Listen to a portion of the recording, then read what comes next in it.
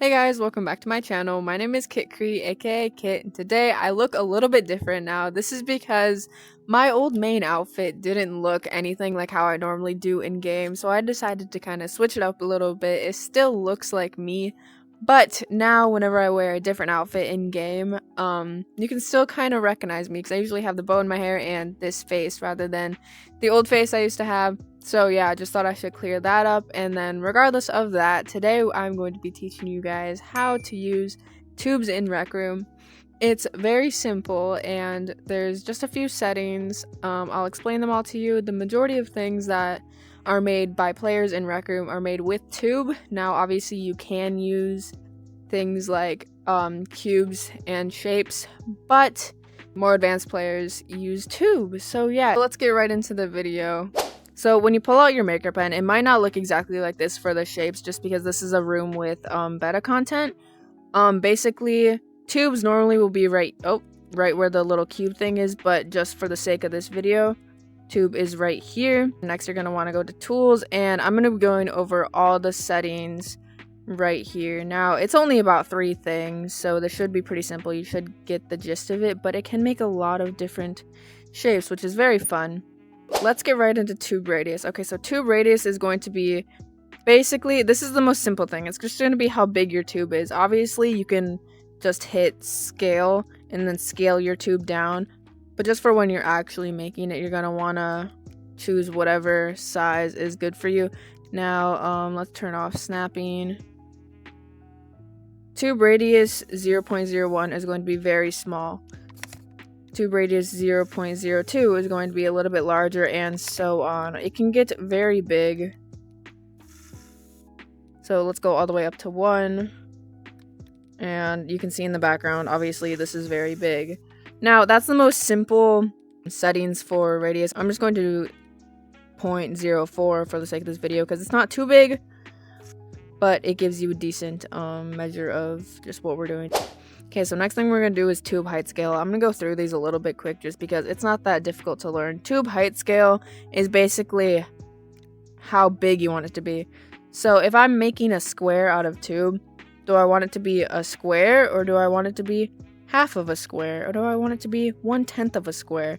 So this is going to be 1/10 of a square. You can see how thin that is. It's basically like the thickness of the actual thing. 0.2 is going to be 20% of a square. 0.5 is going to be half of a square. I'm trying to like line it up with the camera.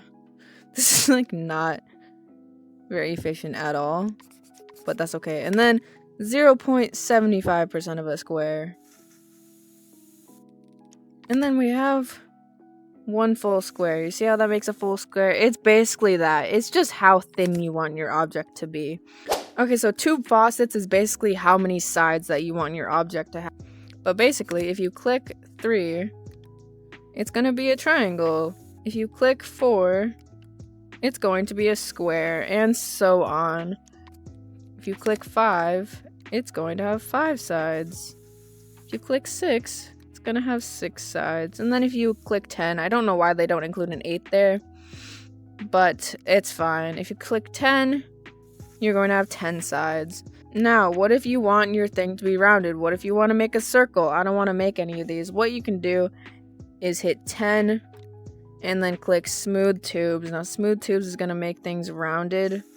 It's obviously not perfect, but then you can make like a tube rather than a cube-like thing. You can still use smooth tubes with any of the other things rather than 10, but 10 just gives you a circle. Now, one other thing that I forgot to mention when it comes to tube faucets is the more faucets that you use, the more ink it's going to take. So for example, some people that are trying to save ink but want to still make a circle or a tube like this, they will use 6 faucets instead of 10 because it will use less. Now, it obviously won't look as good because there will still be a little bit more angles, but it will save you ink.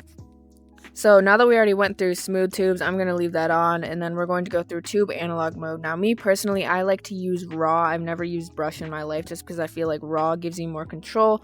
Obviously, you can mess around with the two. They basically do the exact same thing. But basically what these do is whenever you release on your trigger slightly, it's going to make something smaller. So if I release and then I build up off of that and then press down my trigger even more, it's going to like scale up, if that makes sense. Then I can build off this again and make that extra small. I have no idea what that is, but it's something. But you can try brush. I think it just like rounds things out more. Connect nearby tubes. I recommend having that on if you're building like one consecutive thing, because it basically just, if I let go and then I start right here, it'll automatically connect it. Now you can take that off, but it's not going to connect this thing to this. It's like it doesn't automatically connect and it looks kind of goofy. And that's really all we have for actual settings for tube, but I want to go through one more thing, and that's uniform shapes. Basically, uniform shapes, when I let go from tube analog mode and it makes everything smaller, it's going to make the whole line segment smaller. Now if I have this off,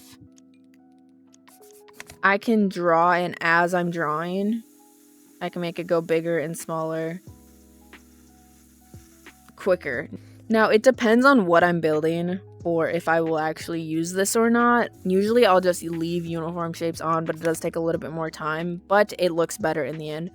So I would recommend keeping that on. Obviously, do whatever you want, mess around with the settings, see what works for you, because everybody has different preferences.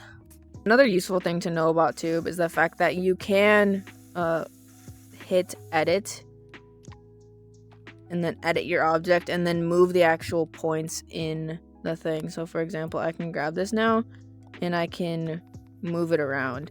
So each corner that you have on your tube is going to be able to be editable, and you can hit done if you feel like, oh wait, I need to edit this one more time. I can move this over here. And the more points that you have in the tube, the more ink that the actual object is going to take. And there's not much else to go through. If I didn't explain this very well, let me know, because I can make another video on more in-depth settings, but this is just kind of a mediocre, you already sort of know what you're doing tutorial. So I am aware that this is kind of like a very not in-depth tutorial. If you guys have any questions in the comments, obviously leave them and I will answer them best to my ability. I can make a better video in the future about this if you guys are actually interested in it. I just thought I'm posting a little bit. Sorry for my bad upload schedule.